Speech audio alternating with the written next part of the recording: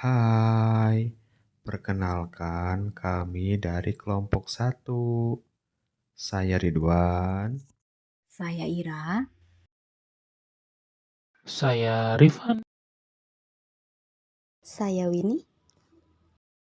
Saya Fahrul. Saya Fani.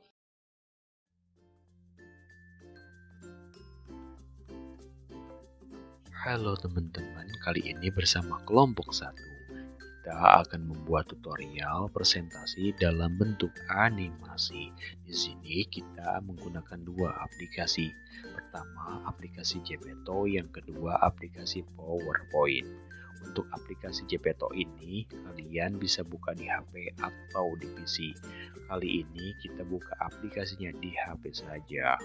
Pertama-tama kita masuk ke Play Store, lalu cari aplikasi yang bernama Gepetto. Kalau sudah ketemu, aplikasinya kalian install saja. Tunggu sampai selesai. Apabila sudah selesai, buka aplikasinya. Jangan lupa kalian daftar menggunakan akun Google atau Facebook, supaya kalian mendapatkan 15.000 koin. Untuk membuat karakter, kalian tinggal pilih ikon karakter. Lalu kalian pilih bentuk tubuh sesuka kalian. Mau pilih baju, celana, aksesoris, sepatu, sendal, tinggal kalian pilih. Tapi hanya beberapa yang gratisan. Apabila kalian mau yang berbayar, harus top up diamond terlebih dahulu. Apabila kalian sudah selesai pembuatan karakternya, kalian tinggal simpan saja. Untuk selanjutnya kita akan bahas penggunaan PowerPoint. Ya, Assalamualaikum warahmatullahi wabarakatuh. Selanjutnya saya akan menjelaskan tentang tutorial sederhana bagaimana cara mempersiapkan bahan paparan presentasi kita dalam bentuk PowerPoint menggunakan program atau aplikasi Microsoft Office PowerPoint. Pada kesempatan kali ini, saya menggunakan Microsoft Office PowerPoint tahun 2013. Dan ini adalah tampilan interface atau tampilan antarmuka pertama setelah kita membuka program dari Microsoft Office PowerPoint. Di sini ada beberapa template untuk kita membuat slide atau membuat bahan presentasi kita. Dari mulai ada blank presentation, ini adalah tampilan menu atau slide yang semuanya masih blank, masih kosong, dan di samping serta di bawahnya ini ada beberapa template yang sebelumnya sudah saya pernah gunakan. Lalu di sebelah kiri ini ada menu Resend. Menu Resend ini adalah isinya adalah dokumen-dokumen yang baru saja saya buka. Sini ada beberapa file dan di bawah ada menu Open Other Presentation.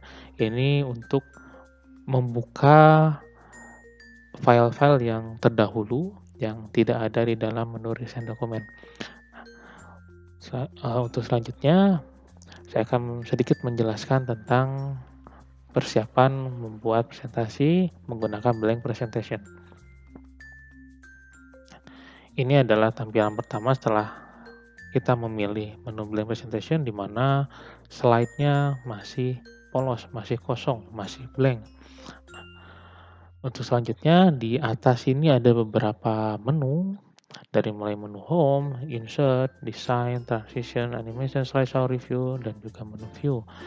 Dan untuk selanjutnya, setelah kita menyiapkan mungkin dalam bentuk Word atau dalam bentuk catatan, kita akan mengetikkan bahan paparan kita di dalam PowerPoint. Untuk pertama, mari kita tuliskan dulu judul dari presentasi yang akan kita lakukan di menu pilihan di sini. Misalnya presentasi kita ini adalah tentang tutorial presentasi, di mana ini adalah tugas kelompok. Misalnya ini dilakukan oleh kelompok 1, kita bisa tuliskan di sini. Lalu di bawahnya bisa kita tuliskan nama-nama anggota kelompoknya. Apakah misalnya seperti ini? Tentu ini masih kurang menarik karena backgroundnya masih kosong. Nah, Untuk menambahkan background itu ada di menu desain. Kita bisa pilih menu desain, lalu kita bisa pilih background yang tersedia di sini. Misalnya kita akan memilih background organik, maka kita bisa klik organik, maka backgroundnya akan berubah menjadi seperti ini. Lalu untuk dapat mempercantik atau menambahkan beberapa informasi lainnya pun kita bisa pilih pada menu insert, di mana kita bisa memasukkan tabel, kita bisa memasukkan picture atau gambar, kita juga bisa memasukkan chart, dan kita bisa pilih di sini. Misal apabila kita ingin menambahkan gambar, kita bisa klik pada menu picture,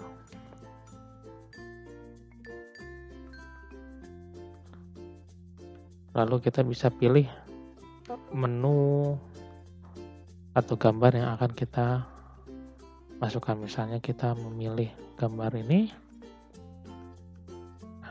maka akan otomatis masuk ke dalam slide. Sementara saya hapus kembali, dan selanjutnya bagaimana apabila kita ingin menambahkan slide baru? Ada beberapa cara. Yang pertama ada pilihan pada menu home.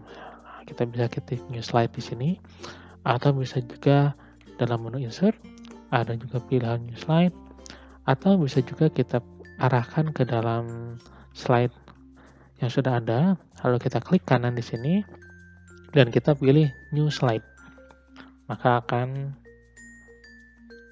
ada slide baru. Atau kita juga tadi bisa klik dengan cepat dengan tombol bantuan Ctrl M, maka akan muncul slide yang baru. Nah, apakah kemudian background yang ada ini akan selalu sama? Jawabannya tidak, karena kita bisa membuat satu tampilan presentasi dengan berbagai macam background, dengan background yang berbeda-beda. Caranya adalah kita pilih kembali background yang akan kita gunakan. Misalnya selanjutnya akan menggunakan background facet ini. Nah, kita bisa klik kanan di sini, lalu apply to selected slide. Nah, maka yang berganti hanya slide yang dipilih saja. Tetapi apabila kita ingin terapkan kepada semua slide, kita bisa langsung klik kiri di sini atau klik kanan lalu apply to all slide. Maka semuanya akan berganti menggunakan background yang kita pilih. Nah, untuk mempersingkat waktu, selanjutnya kami akan menjelaskan atau memberikan contoh tentang bahan paparan atau bahan presentasi yang sudah jadi dengan judul tutorial membuat presentasi dalam bentuk animasi yang akan disampaikan oleh rekan saya selanjutnya. Kepadanya saya persilahkan.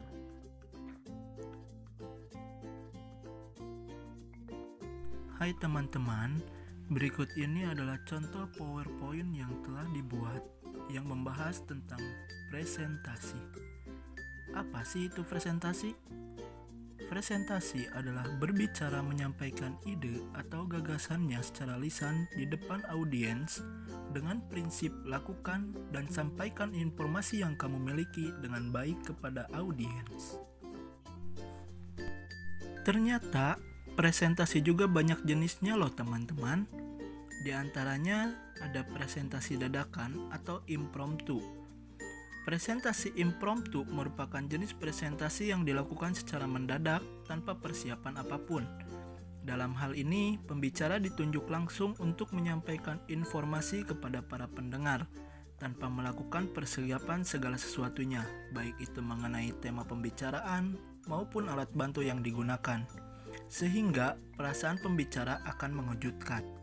Nah, yang kedua ada presentasi naskah atau manuskrip.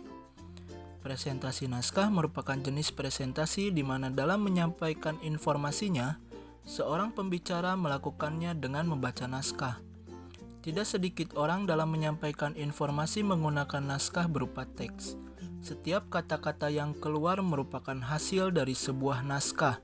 Pembicara melupakan tugasnya yang utama, yaitu melakukan kontak mata dengan pendengar. Jadi dapat dikatakan pembicara bukan menyampaikan isi presentasi, tetapi membacakan naskah teks presentasi. Selanjutnya ada presentasi hafalan atau memoriter. Jenis presentasi yang dilakukan menghafal dari teks yang telah disediakan.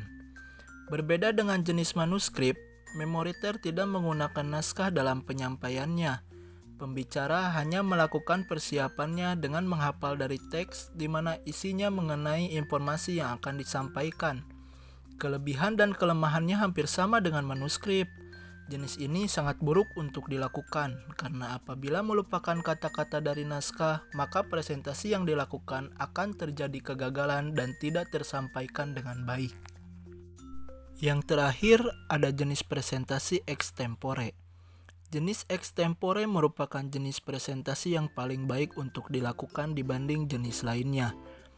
Pembicara mempersiapkan materi dengan garis besarnya saja, kemudian pada saat presentasi akan dijabarkan secara mendetail. Hal-hal yang perlu diperhatikan dalam presentasi. 1. Bahan paparan. 2. Slide presentasi. 3. Teknik penyampaian. Dalam membuat bahan paparan yang kreatif, ada beberapa tips yang perlu Anda perhatikan, yaitu 1. Kuasai paparan presentasi yang akan disampaikan.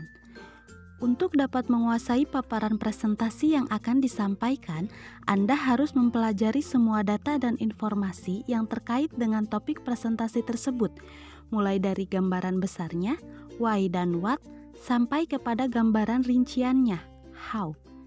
Kemudian, tentukan tujuan presentasi yang dikaitkan, apa manfaatnya bagi audiens Anda. Dalam menentukan tujuan presentasi, maka susunlah tujuan presentasi tersebut dari sudut pandang audiens. Buatlah yang spesifik dan realistis untuk dicapai. 2. Gunakan struktur presentasi yang memudahkan audiens untuk memahami apa yang disampaikan. Saat Anda membuat paparan presentasi, sampaikan pesan Anda di dalam presentasi tersebut secara logis yang diikuti oleh data dukungnya, yang antara lain berupa cerita untuk membantu menjaga agar audiens Anda tidak mengalami kebosanan dan tetap pada jalur dan perhatian terhadap presentasi Anda. 3. Bagilah konten presentasi Anda menjadi beberapa bagian. Jika presentasi Anda berlangsung selama 8 jam yang akan Anda lakukan dalam satu hari, maka Anda dapat memecahnya menjadi 4 hari, di mana tiap hari dilakukan selama 2 jam. Hal itu perlu Anda lakukan untuk membuat audiens Anda dapat belajar, menyimpan informasi, dan terlibat dengan waktu yang membuat mereka nyaman. Kemudian, rancanglah konten secara kreatif yang melibatkan perhatian audiens Anda, karena perhatian audiens Anda mudah beralih setelah 5-10 menit. Maka Anda perlu membuat variasi konten yang dapat melibatkan perhatian mereka. Anda dapat memberikan jajak pendapat untuk menguji pemahaman mereka terhadap informasi yang Anda berikan. Atau Anda dapat menggunakan strategi think, pair, share. Buatlah mereka berpikir dengan mengajukan sebuah pertanyaan atau tugas tertentu. Lalu minta mereka secara berkelompok yang bisa terdiri dari 3-4 orang untuk membahasnya dan men-share hasilnya kepada peserta yang lain. Hal selanjutnya yang harus Anda perhatikan yaitu adalah slide presentasi yang menarik. Dalam merancang slide presentasi yang menarik, beberapa tips berikut perlu Anda terapkan. Yang pertama, buatlah slide presentasi yang baik dengan konsep yang menarik. Slide yang digunakan dalam presentasi harus mengikuti desain sederhana yang mengekspresikan pesan presenter dengan jelas dan memiliki kesan visual yang kuat. Slide presentasi yang digunakan adalah slide presentasi yang mudah dilihat oleh audiens Anda, bukan untuk dibaca oleh audiens Anda. Gunakan warna dan font secara efektif. Psikologi warna dapat memainkan peran terhadap bagaimana audiens virtual merespon pesan Anda. Yang juga penting adalah semua font yang digunakan harus mudah terbaca oleh setiap audiens Anda. Jika Anda mendesain slide presentasi yang hanya menggunakan teks, maka Anda dapat melakukan optimalisasi teks. Yang kedua, Tampilkan gambar atau diagram yang relevan. Jelajahi berbagai metode dalam menyajikan gambar atau diagram untuk slide Anda. Pelajari bagaimana cara menyesuaikan dan meningkatkan penggunaan gambar atau diagram dengan tepat untuk presentasi yang efektif. Untuk menyajikan gambar atau diagram dalam slide, Anda dapat menggunakan foto. Anda dapat melakukan optimasi gambar untuk memperkuat pesan dan juga tampilan visualnya. Yang ketiga, sajikan angka dan chart yang memberikan kejelasan. Cara yang menarik untuk menampilkan data angka agar lebih hidup yaitu dengan menggunakan kombinasi teks, warna, dan image. Sementara itu, cara yang kreatif untuk membuat chart atau grafik untuk presentasi adalah menggunakan grafik secara manual sebagai pengganti menggunakan fungsi grafik dari aplikasi PowerPoint. Membuat grafik secara manual memberikan Anda kendali yang lebih baik mengenai bagaimana grafik Anda terlihat. Hadirkanlah ruang putih atau white space dalam slide Anda.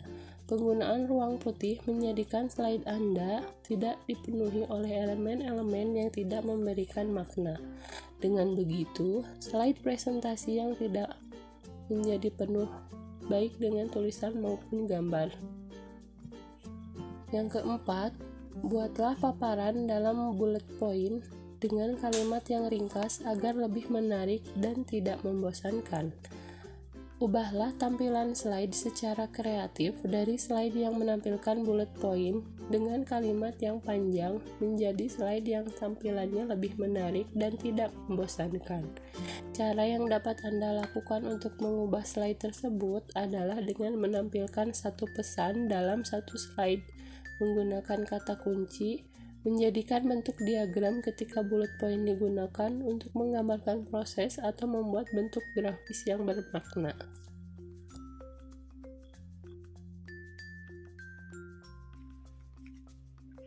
Baik teman-teman, dalam slide ini kita akan membahas mengenai teknik penyampaian presentasi.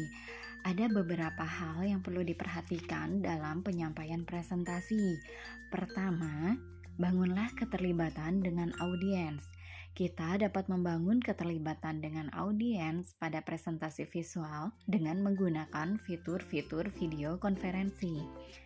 Contoh, jika kita menggunakan aplikasi Zoom, maka kita dapat menggunakan fitur Zoom seperti chat, raise hand, dan lain-lain. Hal ini dilakukan agar materi presentasi dapat tersampaikan dengan baik dan jalannya presentasi visual tidak membosankan. Selanjutnya yang kedua, lakukan penjelasan dengan singkat, padat, dan jelas. Artinya, sampaikan presentasi tersebut dengan tidak berbelit-belit atau to the point agar audiens tidak merasa bosan dan materi mudah dipahami. Yang ketiga, sampaikan bahan paparan dengan senyuman dan gestur tubuh yang baik.